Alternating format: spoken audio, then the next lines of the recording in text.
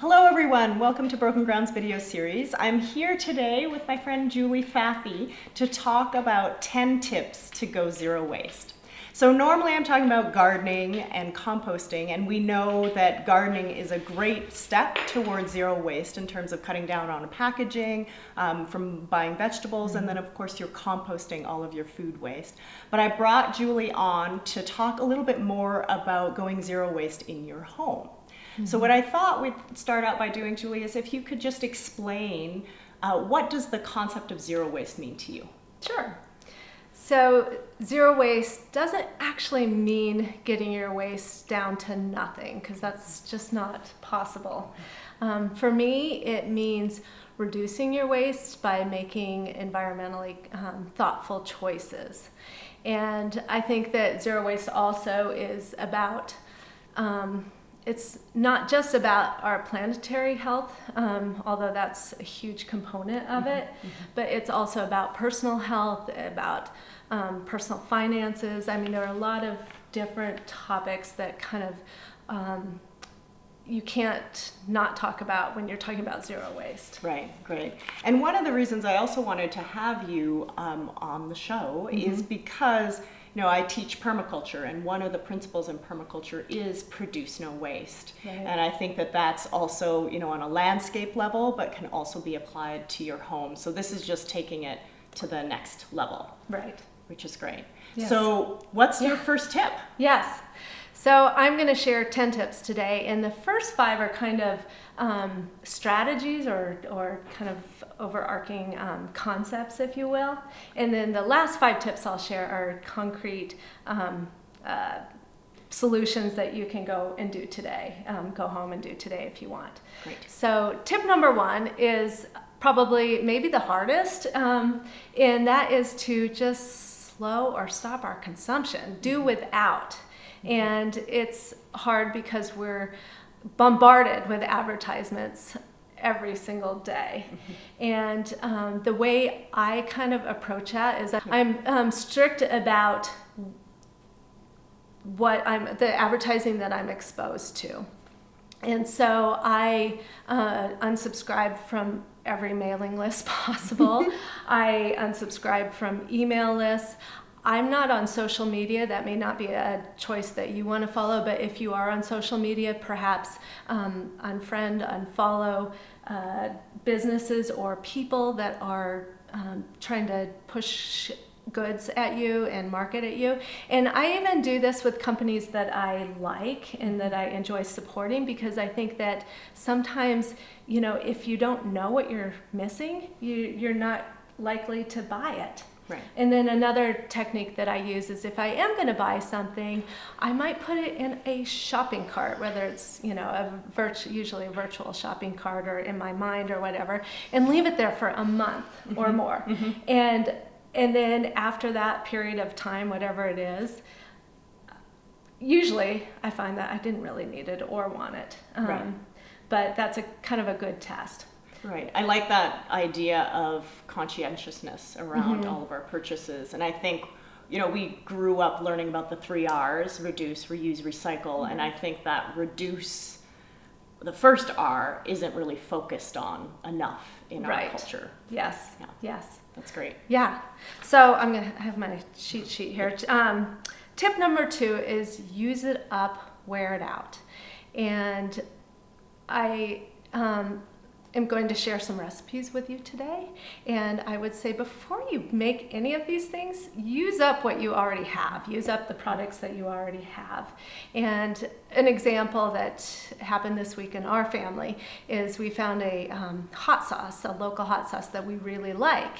And we had used it all up, and my husband said, we got to get some more of this. And I told him, we have to use up the other hot sauces in the fridge before we can buy any more, because otherwise those will go unused and be wasted. So use up what you have. Another example of wearing it out is we just had a sheet that just got so thin and kind of torn and so forth. I cut that sheet up and now use it for a rag. And then when that rag is shot, I compost it. Great. So use it up, wear it out. Yes, and I've had great success too using cotton jeans that are just totally worn out. Use them in sheet mulching in your food forest. So you can also use it in the garden. And then tip number 3, maintain or fix what you have. And I actually have an example of, these are my 6-year-old jeans, and these are thrift store jeans, and they were kind of sad to begin with. They were a little bit thin at the knees, and the bottoms were all ragged. So I mended both the knees. I fixed them, and I cut off the ragged end and kind of hemmed them up a little bit. And my husband doesn't have a pair of pants without a mended knee. Right. And here's an example of financial thrift, I guess, or where zero waste can really help with finances. I mean, if I was replacing his jeans every time he wore a hole through them, we'd be spending a lot of money. It's the same with my little guy. Well, and I suppose that's something to say too, is that buy used as well. Yep, and I'll get to that. Oh, yeah, sorry. That's okay. And then also when you think about, if you are buying something, if you're not buying it secondhand, but if you are buying something new, think about buying really good quality, something that it was going to last. And an example of, again, maintain, fix it is 12 years ago, I bought a blender, a Vitamix blender, and it was expensive, but it's a company that I know stands by their product, and last year it kind of went kaput, and I sent it back to the company. They fixed it free of charge, shipped it back, everything. So maintain your stuff and make it last. That's a good term. Yes. So be thoughtful about tip number 4, be thoughtful when obtaining goods. And that's where borrow, buy secondhand. Right. So in the garden, for example, if you needed, maybe you're putting a fence around your garden and you need a post holer and you don't have one, rather than running to Lowe's or Home Depot and buying a new one, someone has one out there. Definitely. And go borrow that. Yes, exactly. Most of my clothes I buy secondhand, and then if you are buying new, think about supporting local companies or companies that are fair trade, have fair trade practices, that with food that's organic. And then obviously look at the packaging. Yes, because we are talking about zero waste. And so we tried to avoid packaging, or if it is packaged, look for packaging that is recyclable, compostable, reusable. Those are great. And then I also am pretty, I try to look for natural materials when I buy things. Like with my clothing, I look for cotton, linen, wool, silk, rather than synthetic fibers, because synthetic fibers are made of plastic essentially, and they don't break down in the landfill. And same with other things. I look for wooden tools and natural bristle brushes and things that can go and be recycled back into the earth. Yes, exactly. So tip number 5, make your own and do it yourself. And my next 5 tips, you'll kind of see that making things myself is a big part of how I reduce my waste. And if I was going to suggest one skill that's really, really important for reducing your waste, I would say learn how to cook. And not only for reducing your waste, but also for your health. I think that's a really important skill. Another skill, as I showed with the mended jeans, that I find really helpful is sewing, but it could be woodworking, it could be gardening is huge. I mean, learn some skills. You don't have to know how to do everything, but learn some skills and use those to your advantage to reduce your waste. So what would you say for the person who's busy?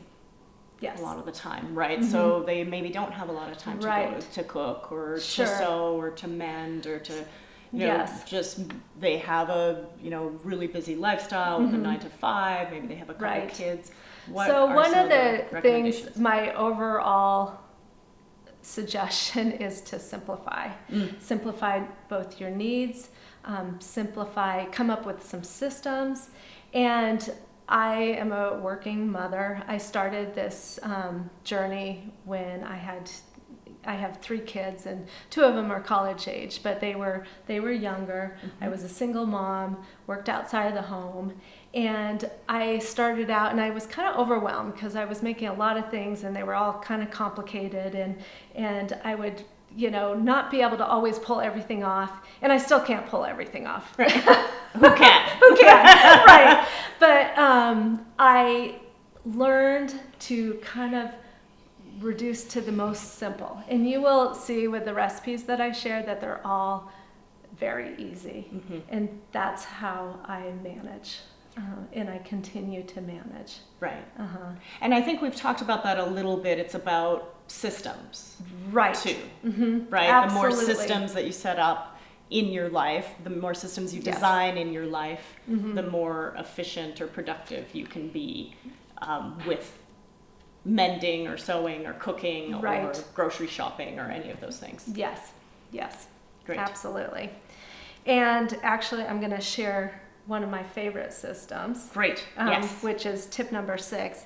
And I do my grocery shopping. I do a lot of shopping in the bulk section of the grocery store. And I do that by using mason jars. And I came up with this idea because when I first started this, I lived in Denver, and I was filling my jars at Whole Foods, and Whole Foods is not exactly friendly place to shop in the bulk section using jars. They would require that you bring your jars in and go to customer service, have them tared, and a tear weight is the weight of the jar empty. That's what that means. And that way, when you take it up and they weigh it, they know how much product, they subtract the tear weight and know how much to charge you for the product in it. So it was a hassle, and it was like stressful for me. And so I thought, how can I make this easier? And mason jars pretty much weigh the same. Like a quart jar is a pound. And this is a quarter pint is 0.33 pounds. And there might be a slight variation, but it's really not enough to matter. So I came up with the idea I made these little labels. And this is my son's watercolor painting. I'm just reusing something that we have. And I put the tear weight, I put the ingredient name, and then I put the PLU. And you might have to go to the store and the first time you do this and put, you know, find out the tear weight and find out the PLU. But then after you've done that, you can reuse these labels and match, you know, make sure you match the jar and the food, the correct food, to that PLU and tear number. And so when I go grocery shopping, I hardly even use a list.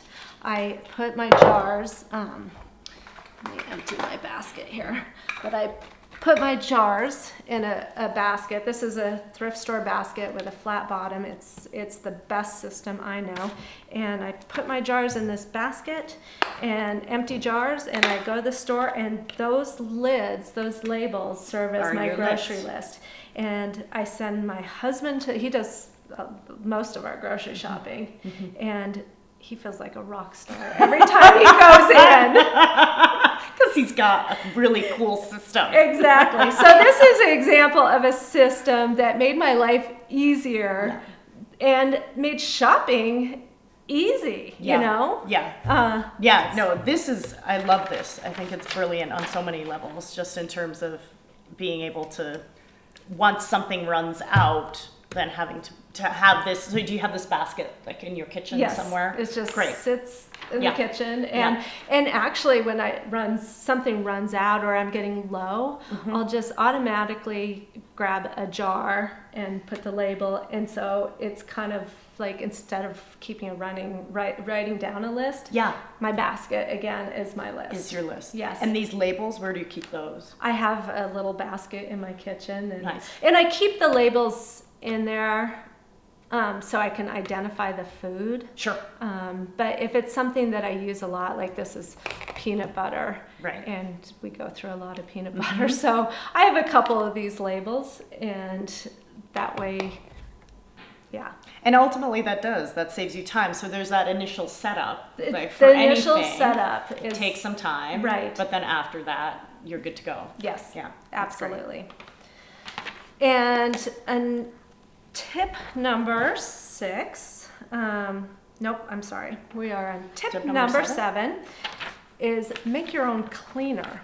And here is another example where I have really simplified. Yeah. So I used to have all these different ingredients for making cleaning supplies, and I had essential oils and all this, borax and washing soda and all this stuff. And now I have gone down to 3 ingredients, and I use vinegar, like a gallon. This is just, I buy vinegar. Yep. I don't have it here. Baking soda, which I buy in bulk. Yep. Great. And castille soap. Okay. Those are my 3 ingredients. And to then, make your cleaner. Yep. Okay. To clean my house. To clean your house. To clean my house. Awesome. Yes. Yeah. And baking soda is great as a for scouring. Yeah. And if you want a little bit of extra action, you could add a little soap. You don't need to though. Vinegar, we clean our hardwood floors with that. Now, vinegar, you have to be careful on natural stone, like granite, concrete, marble, things like that. So I used to add vinegar to my all-purpose cleaner, but because of we have granite countertops, and it started kind of eating away at it, so I no longer do that. And my all-purpose cleaner is just soap, and then I add like a brewed herb tea and fill it with hot water, so the castille soap, and it's super simple. And then I learned that it was sort of stressful for me when my spray bottle ran out. Yeah. That I'm like, oh my gosh, I have to make a new cleaner, and so I started making bigger it quantities, in bulk. Yes. Yeah. And it made my life so much easier. This is another example of a system that works for me. That's brilliant. And when I say herb tea, I mean, it doesn't, I usually have been making like mint tea, that mint from the garden that I grow. Next time I'm going to get some pine needles and brew, steep pine needles, because they have, cleaning properties, and it smells nice. Yeah. That's great. And we're going to include all of the recipes that Julie mentions below this video. So if you need them or want to check them out, you can just look below this video. And then for glass mirror cleaner, and also for if you do need something that's a little bit more disinfecting, I just take a water or a spray bottle, and I eye it. This is not like I do half vinegar, half water, and maybe a drop or 2 of the castille soap. Nice. And so I use that on glass mirror, and also like if you're cleaning a toilet seat or something like that, it works really well. That's great. Yes. So tip number 8, in the bathroom, I make my own. This is just a little jar, but it's a salve, and it's really, really easy. This is something I've always kind of enjoyed, making my own products. And I used to have this lotion recipe that had like 3 kinds of oil and cocoa butter and shea butter and beeswax and a billion essential oils. And it was complex to make, and it was a lot. Yes. And then I eventually came to the conclusion that I would make a salve with simply olive oil, and beeswax. And that's it. That's it. Wow. That's And great. sometimes I will infuse my olive oil first. And you can look online, there's a million recipes or directions on how to do that with some sort of plant material. So this is calendula that I grew from my garden that I can infuse the olive oil with, and that has really nice properties. These are some rose hips that I foraged and dried.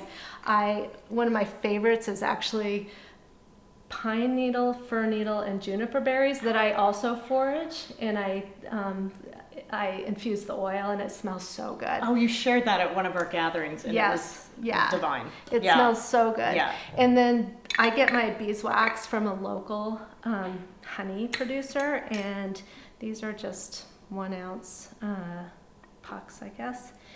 And the recipe is 1 cup of olive oil and 1 ounce of beeswax, and you melt it in a double boiler and pour it into your jars. And I use it on everything, my face, my whole body, my hands, my lips, whatever. That's so great. So simple. Yeah. Simple. Yeah. Yes. Yeah. Yes. All right. We don't even have to include the recipes. They're so simple. Exactly. Another thing that I make is tooth powder. So we don't use toothpaste, we use tooth powder. And you can Google a bunch of recipes for tooth powder, but again, I keep mine so easy. And I use ingredients I already have in my house, and it's a tablespoon, and you can, make any quantity you want, but it's a tablespoon of baking soda and a teaspoon of sea salt. And I've since then added xylitol because I can buy it in bulk. And I kind of passed this recipe on to my dentist to see if he approved, and he was really excited to hear that I added xylitol. He said that that's a fantastic, has great medicinal properties for your teeth and gums, I guess. Oh, wow. And it adds sweetness. Right. So that's all it is? That's all it is. And I think I probably add about 2 teaspoons. So 1 tablespoon of baking soda, 1 teaspoon of fine sea salt, and a couple teaspoons of xylitol, but you can adjust that. And if you can't get xylitol in bulk, for years I just used the baking soda and sea salt. Well. Yeah. And I just mix it in a jar, and then I have a little scoop so that we're not passing germs onto each other in the family. And then they've got... So I wet the toothbrush. And then it has a little bit of essential oil? Oh, well, it does. This does, because I'm using up my essential oil. Use what you have. Use what you have. But honestly, once I just used up my peppermint essential oil. Yeah. So then you'll go without. Yeah, I'll go without. Right. Oh, and back to the cleaning also. A lot of people use essential oils in your cleaning products, and you can. There's, that's fine. I've made the choice to not use essential oils anymore, and instead, with like vinegar, you can put orange peels, a waste product, and let it steep in that. Your pine needles, rosemary, lavender, those things you can steep in. And when I say steep, I don't really mean heat it up and steep it, but infuse it, I guess. Infuse it. Yes. Right. I love that idea, because then you're not, I think it is when you get to like body care products and making them, you could be buying, a whole suite of different essential oils and all sorts of different products. Yes. But just use what you have. Use what you have. Yeah. Absolutely. Yeah. That's great. Oh, and just as an added thing, I'm not a big fan of going out and buying zero waste tools. Yeah. I think that's not necessary. Yeah. But if you're already buying a toothbrush, we use bamboo toothbrushes, and I literally throw them in the compost when I'm done. That's great. Yes. That's so great. Yes. Yeah, there is this tendency, I think, within the zero waste movement out there to then push on people all these zero waste products that you have to buy. And the idea, what I love about your approach is just use what you have. Use what you have. Go to the thrift store if you don't have it. Yes. And all be minimalist. My mason jars have been, they come from the thrift store, or people will give them to me, or, I don't buy mason jars new. That's great. Yes. That's great.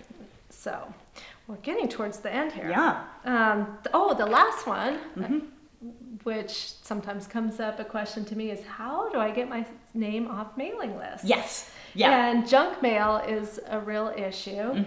And I use like several different kind of steps to do that. I will call or email companies directly to get my name off the list. But there's a really great organization out there called Catalog Choice. Okay. catalogchoice.org. And it's a free service. And you just kind of enter your profile, and they have a huge database of catalogs that they can remove you from. And I've had great success using Catalog Choice. There's also dmachoice.org, and that's a service that costs about $2, I think. And then optoutprescreen.com. And that is a service that allows you to opt out of credit card and insurance offers. Oh, wow. Yes. Yeah, And they do require your social security number, but it is a legitimate service. Great. So you can feel secure and confident in doing that. And I just hound companies. I just stay on it. Yeah. And I also, as soon as mail comes into the house, I deal with it. Yeah. So I don't let it stack up. Which is another system. It's another system. Yeah, which I like, because you've encouraged me to do that as well now, where it's like, nope, this is here now. Don't set it aside somewhere else where you'll never deal with it. But call these people now to get off their list. Yeah. That's great. That's great. Well, thank you so much. Any other tips or information that you want to share? I think the biggest thing for me is that has made this successful, because it can feel overwhelming trying to go zero waste, is just to simplify my needs, simplify my family's needs. We, in the kitchen, we kind of eat the same meals over and over again. Yeah. And so I'm not having to stock my pantry with, every unique specialty item out there. In my closet, I don't have a lot of clothes, and I just, I really think about what do I need, and rather than what do I want. Right. And anyway, you can apply that logic in every area Across of your the home. board. Uh-huh. This whole society should apply that logic. Simplify. And you probably don't need and when you run out of something, rather than running to the store and replacing it, see if you can make do without it. Yeah. And what I look at your life, and I think a lot of people, when they look at sustainability or they look at zero waste, there's this kind of scarcity, where people are like, oh, it means I'm going to have to do without. Right. So what would you say to that? You will be pleasantly surprised at how wonderful life is without. Yay! That's awesome. That's great. Yes, less is more. Yes. Yeah. And we've heard that a lot. It truly is. Yeah. Yes. Yeah, it's cliche, but I think it's there's a reason for it. Yeah. Wonderful. Your stress will fall away. Yes. That's great. So if you do have any questions for Julie, please leave them in the comments below. And thank you so much for watching. And I hope that this inspires you to start or continue on your zero waste journey. So thank you so much, Julie, for Kareen, coming for having and me. visiting with me today. Thank you. Thanks.